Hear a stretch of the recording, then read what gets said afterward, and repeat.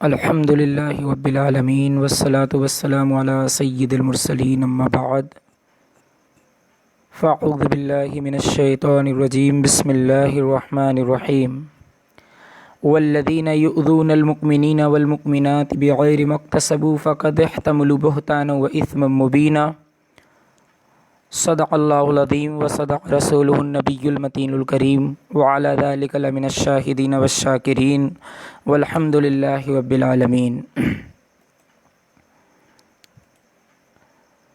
آج اس درس میں انشاءاللہ تعالی پڑوسیوں کے حقوق اور ان کو اذیت پہنچانے کی وعیدوں کے تعلق سے قرآن حدیث کی روشنی سے بیان کیا جائے گا۔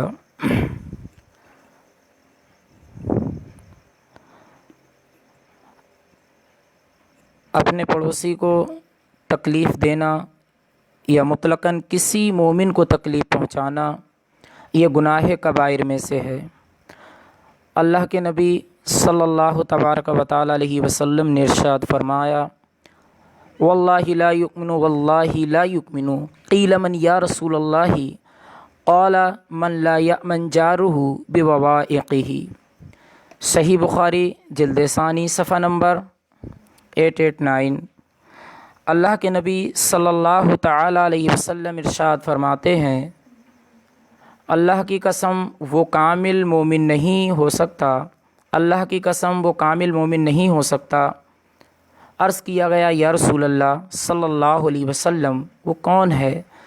تو پیارے آقا صلی اللہ علیہ وسلم نے ارشاد فرمایا، وہ شخص کہ اس کے پڑوسی اس کی شرارتوں سے محفوظ نہ ہو، یعنی اگر اس کے پڑوسی اس سے پریشان ہیں تو وہ کامل ایمان والا نہیں ہو سکتا۔ صحیح مسلم جلد اول صفحہ 50 پر ایک حدیث نقل فرمائی، لا يدخل الجنہ من لا یؤمن جارہ ببوائقہ، وہ شخص جنت میں داخل نہیں ہوگا جس کے پڑوسی اس کی شرارتوں سے محفوظ نہ ہو۔ نبی کریم صلی اللہ تعالی علیہ وسلم سے پوچھا گیا، اللہ تعالیٰ کے نزدیک سب سے بڑا گناہ کیا ہے؟ تو آپ نے 3 باتوں کا ذکر فرمایا۔ سب سے پہلے ارشاد فرمایا، اللہ کے ساتھ شریک ٹھہرانا، حالانکہ اس نے تمہیں پیدا کیا۔ دوسرے نمبر پر ارشاد فرمایا، تم اپنی اولاد کو اس ڈر سے قتل کرو کہ وہ تمہارے ساتھ کھانا کھائیں گے۔ اور تیسرے نمبر پر ارشاد فرمایا، اپنے پڑوسی کی بیوی کے ساتھ بدفعلی کرنا۔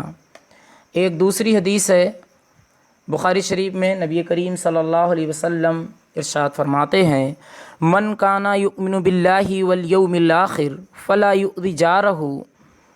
بخاری شریف جلد ثانی، جو شخص اللہ تعالیٰ اور آخرت کے دن پر ایمان رکھتا ہے وہ اپنے پڑوسی کو تکلیف نہ دے۔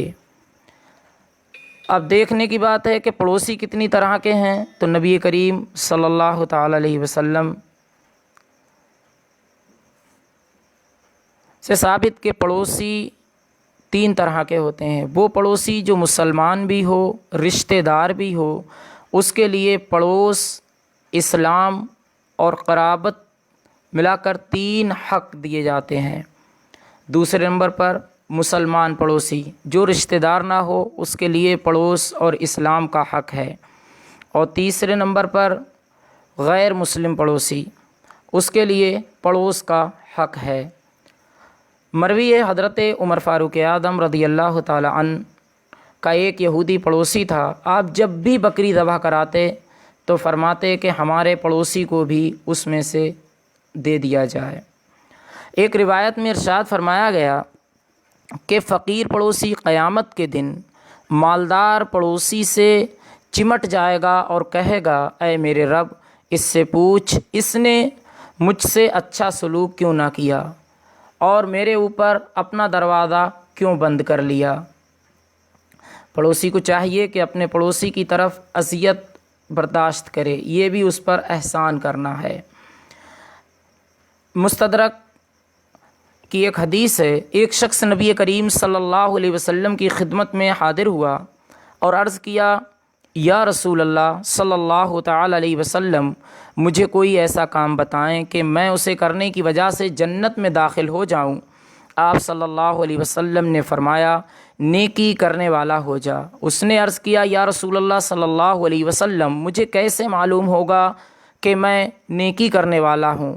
فرمایا اپنے پڑوسیوں سے پوچھو، اگر وہ کہیں کہ تم محسن یعنی نیکی کرنے والے ہو تو واقعی تم نیکی کرنے والے ہو، اور اگر وہ کہیں کہ تم برا سلوک کرنے والے ہو تو تم واقعی برا سلوک کرنے والے ہو۔ نبی کریم صلی اللہ تعالی علیہ وسلم نے جگہ ارشاد فرمایا جس نے اپنے پڑوسی پر دروازہ بند کر دیا، اسے گھر والوں اور مال پر خوف ہو تو وہ مومن نہیں ہے، یعنی کہ کامل ایمان والا نہیں ہے۔ وہ شخص بھی مومن نہیں جس کے پڑوسی اس کی شرارت سے محفوظ نہ رہ سکیں۔ صلو علی الحبیب۔ سنن نبی داؤد میں حضرت ابو ہریرہ رضی اللہ تعالی عنہ کی روایت ہے، فرماتے ہیں کہ ایک شخص نبی کریم صلی اللہ علیہ وسلم کی خدمت میں حاضر ہو کر اپنے پڑوسی کی شکایت کرنے لگا۔ آپ صلی اللہ علیہ وسلم نے فرمایا جاؤ صبر کرو۔ وہ دو مرتبہ آیا، پھر آپ صلی اللہ علیہ وسلم نے فرمایا جاؤ اپنا سامان راستے میں ڈال دو۔ اس نے اسی طرح کیا۔ لوگ وہاں سے گزرتے اور اس کا حال پوچھتے تو وہ ان کو میں بتاتا، چنانچہ اس کے پڑوسی پر لوگ لعن طعن کرتے، اسے برا بھلا کہتے، یہاں تک کہ جب یہ پڑوسی کو پتہ لگا اور اس کے بعد وہ آیا اور اپنے پڑوسی کو لے گیا اور کہا کہ آج کے بعد تم میری جانب سے کوئی ناپسندیدہ بات نہیں دیکھو گے۔ آج کا دور عجیب دور ہے کہ ہمارے پڑوس میں اکثر و بیشتر ہمارے دینی ایمانی اسلامی بھائی رہتے ہیں، لیکن اگر دیکھا جائے تو سب سے زیادہ اگر کسی سے پریشان ہوتے ہیں تو وہ ہمارے پڑوس والوں سے ہی پریشان ہوتے ہیں۔ جو دور رہتے ان سے پریشان نہیں ہوتے، بلکہ پریشان ان سے ہوتے ہیں جو ان کے پڑوس میں رہتے ہیں۔ میں آپ کے سامنے ایک ایسی روایت پیش کرتا ہوں کہ جس سے آپ کو پتہ چلے گا کہ تو دور کی چیز، ہمارے بزرگان دین کا تو امتیاز یہ تھا کہ وہ غیر مسلموں کی بھی اس قدر برداشت کرتے تھے، کس قدر ان کی دلجوئی فرمایا کرتے تھے۔ آئیے ایک روایت سنتے ہیں۔ حضرت سہل ابن عبداللہ تستری رحمۃ اللہ تعالی علیہ سے مروی ہے کہ ان کا ایک ذمی پڑوسی تھا، ذمی یعنی غیر مسلم تھا، اور یہ حضرت سہل ابن عبداللہ اس کے پڑوس میں رہا کرتے تھے، اور اس کا یہ معمول تھا کہ وہ اپنے طہارت خانے کا پانی، طہارت خانہ کہتے ہیں کہ جس میں آدمی نہائے دھوئے یا گندگی ڈالے، اس کا پانی حضرت سہل رحمۃ اللہ تعالی علیہ کے گھر کی طرف چھوڑ دیتا تھا۔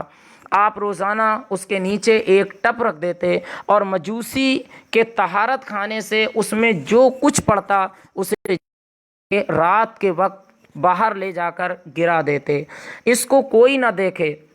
عرصہ دراز تک آپ اسی حالت سے دوچار رہے، حتیٰ کہ حضرت سہل رضی اللہ تعالی عنہ کے وصال کا وقت ہوا تو آپ نے اس مجوسی پڑوسی کو بلا کر فرمایا اس گھر میں داخل ہو کر دیکھو کہ کیا ہے۔ وہ داخل ہوا اور وہ گندگی دیکھی جو اس ٹب میں گرتی تھی۔ اس نے کہا یہ کیا ہے جو میں دیکھ رہا ہوں؟ حضرت سہل رحمۃ اللہ تعالی علیہ نے فرمایا یہ عرصہ دراز سے تمہارے گھر سے اس گھر میں گر رہی ہے، میں اس کو دن کے وقت اٹھاتا اور رات کو باہر ڈال دیتا ہوں۔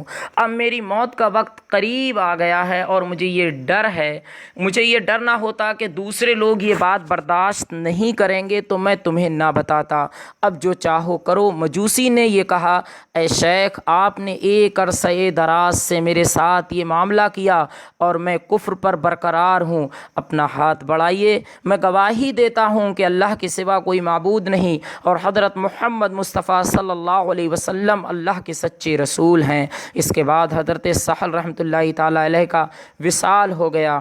ہم اب دیکھیں کہ آج ہمارے پڑوس میں ہمارے مسلمان دینی ایمانی بھائی رہتے ہیں، حالانکہ وہ ہم سے پریشان رہتے ہیں، اور ہمارے بزرگوں کا طریقہ یہ تھا کہ ایک غیر مسلم کے گھر سے گندگی گرا کرتی تھی، لیکن اس کے باوجود بھی انہوں نے کبھی اس سے نہیں کہا اور اس کو اٹھا کر کے خود پھینکتے رہے، اور اس کا نتیجہ یہ ہوا کہ آخری وقت میں جا کر کے وہ آدمی کلمہ پڑھ کے اسلام میں داخل ہو گیا۔ صلو علی الحبیب۔ آئیے اب میں آپ کو پڑوسیوں کو تکلیف دینے والی کچھ باتیں بتاتا ہوں کہ جس سے لوگ اپنے پڑوسیوں کو کیسے ستاتے ہیں۔ آج ہم نے عام طور سے دیکھا کسی کے دروازے کے سامنے کچرا ڈال دینا، یہ بھی پڑوسی کو ستانا ہے۔ اس کے دروازے کے پاس شور کرنا، یہ بھی اس کو ستانا ہے۔ بچوں کا بالخصوص سونے کے اوقات میں شور کرنا، وقت بے وقت گھر میں کسی چیز کا شور پیدا کرنا، دیوار میں سوراخ کرنے کے لیے ڈرل مشینوں کا چلانا، مسالے وغیرہ پیسنے کے لیے رات کے اوقات میں آواز دینے والے گرینڈر چلانا، اس گھر میں جھانکنا۔ آج تو عجیب حال ہے کہ پڑوس کے گھر میں اگر کسی کے گھر میں جوان بچیاں ہوں، پڑوسی کی چھت ہو، تو آج مسلمان اس قدر بے غیرت ہے کہ اس کو اس چیز کا بھی خیال نہیں رہتا کہ کب گھر پہ چڑھا جائے اور کب نہ چڑھا جائے، اس کے گھر میں جھانکنا۔ اور بزرگوں نے تو یہاں تک فرمایا ایک ہی بلڈنگ میں رہنے کی صورت میں سیڑھیاں چڑھتے ہوئے زور زور سے پاؤں چٹکانا بھی یہ پڑوسی کو تکلیف دینے میں شامل کیا گیا۔ اونچی آواز سے اپنے گھروں میں ڈیک اور باجے بجانا، اپنے گھر کا فرش دھونے کے بعد پانی پڑوسیوں کے گھر کے سامنے چھوڑ دینا، اور پڑوسیوں کے بچوں کو بری تیزی کے ساتھ جھاڑنا، انہیں ڈانٹنا، ذلیل کرنا۔ ہمیں ان تمام باتوں سے بچنا چاہیے، اور ہمیں دیکھنا چاہیے کہ ہم کس طرح سے زندگی گزار رہے ہیں۔ ہمارے نبی کریم صلی اللہ علیہ وسلم نے پڑوسیوں کے لیے کیا حقوق بیان فرمائے ہیں، ہمیں ان کی طرف توجہ دینا چاہیے۔ آئیے میں پڑوسیوں کے حقوق کے بارے میں کچھ باتیں کروں۔ حضرت علامہ علی قاری علیہ الرحمہ فرماتے ہیں، فرمان مصطفیٰ صلی اللہ علیہ وسلم ہے، فرمایا کیا تم جانتے ہو پڑوسی کا حق کیا ہے؟ اگر وہ تم سے مدد مانگے تو اس کی مدد کرو، قرض مانگے تو قرضہ دے دو، اگر وہ محتاج ہو تو اسے کچھ دو، بیمار ہو تو عیادت کرو، مر جائے تو اس کے جنازے کے ساتھ جاؤ، اسے کوئی خوشی حاصل ہو تو مبارکباد پیش کرو، اگر وہ مصیبت پہنچے تو اس کی تعزیت کے لیے چلے جاؤ، بلا اجازت اس کے مکان سے اونچا مکان بنا کر اس کی ہوا کو نہ روک دو، اگر تم پھل خریدو تو تحفتاً اسے بھی دو، اور اگر ایسا نہ کرو تو پھر پوشیدہ طور پر لاؤ اور تمہارے بچے انہیں لے کر باہر نہ نکلیں، کہ پڑوسی کے بچوں کو رنج پہنچے گا، انہیں تکلیف ہوگی، انہیں اذیت ہوگی۔ اسلام نے ان چیزوں کو بھی منع فرمایا۔ آگے ارشاد فرمایا اپنی ہانڈی کے دھوئیں سے اسے تکلیف نہ پہنچاؤ، کہ ہمارے گھر میں ایک سے ایک اعلیٰ کھانے بنے، اعلیٰ پکوان بن رہے ہوں اور ہمارا پڑوسی بھوکا ہو، اسے اسلام نے ناپسند فرمایا۔ مگر اگر ہمارے گھر میں بن رہے ہیں تو ہم اپنے پڑوسی کے لیے بھی کچھ نہ کچھ ضرور بھجوائیں۔ اور آپ نے ارشاد فرمایا کہ پڑوسی کا کیا حق ہے، اس ذات کی قسم جس کے دست قدرت میں میری جان ہے، پڑوسی کا حق وہی شخص ادا کر سکتا ہے جس پر اللہ عز و جل رحم فرمائے۔ ہم لوگوں کو چاہیے کہ ہم اللہ سے اپنے پڑوسیوں کے حق ادا کرنے کی توفیق مانگتے رہیں۔ ایک اور روایت میں ہے نبی کریم صلی اللہ علیہ وسلم نے ارشاد فرمایا کہ اگر ہمارے یہاں کھانے میں سبزی بن رہی ہے اور سبزی میں اگر کچھ کمی ہے اور ہم پڑوسی کو نہیں دے سکتے تو ارشاد فرمایا گیا کہ اس میں کچھ شوربے کی زیادتی کر دو، جس سے کہ ہم اپنے پڑوسی کو بھی اس میں سے کچھ دے سکیں، کیونکہ کل حشر کے دن ہر انسان اپنا حق مانگے گا اور پڑوسی بھی پڑوسی سے اپنا حق ضرور مانگے گا۔ تو ہمیں چاہیے کہ ہم فکر آخرت کرتے ہوئے دنیا میں ہی اپنے پڑوسیوں کا پورا خیال رکھیں اور حق رکھیں۔ دیکھیے پیارے آقا صلی اللہ علیہ وسلم کا صرف ایک فرمان کہ پڑوسی کا خیال رکھے، اگر پڑوسی کا خیال رکھے اور پڑوسی کی دی ہوئی تکلیف کو برداشت کرے تو انشاءاللہ تعالی چند لمحات میں یہ پورا معاشرہ ایک دم سدھرتا اور درست ہوتا نظر آئے گا۔ اللہ رب العزت کی بارگاہ میں دعا ہے کہ اللہ تبارک و تعالی ہم سب کو نبی کریم صلی اللہ تعالی علیہ وسلم کے بتائے ہوئے سیدھے راستے پر چلنے کی توفیق عطا فرمائے، اور اپنے حبیب کریم صلی اللہ علیہ وسلم کے صدقے طفیل مولا تعالی ہم سب کی عبادتوں، ریاضتوں اور رمضان المبارک کے روزوں کو اپنی بارگاہ میں شرف قبولیت عطا فرمائے۔ اور بالخصوص اس وقت جو ملک کے حالات ہیں تو ضروری ہے کہ ہر آدمی اپنے پڑوسی کا پورا خیال رکھے، دھیان رہے کہ کوئی بھی اپنے گھر کے دسترخوان کے فوٹو کھینچ کر واٹس ایپ پر یا فیس بک پر نہ لگائے۔ بہت امکان ہے کہ آپ کے یہاں اچھے کھانے بنے ہوں اور آپ کے پڑوسی کے یہاں نہ بنے ہوں، اس سے اس کو اذیت ہو سکتی ہے۔ اللہ تبارک و تعالی ہم سب کو دنیا اور آخرت میں بہتری عطا فرمائے، ہم سب کا خاتمہ ایمان پر فرمائے۔ السلام علیکم ورحمۃ اللہ وبرکاتہ۔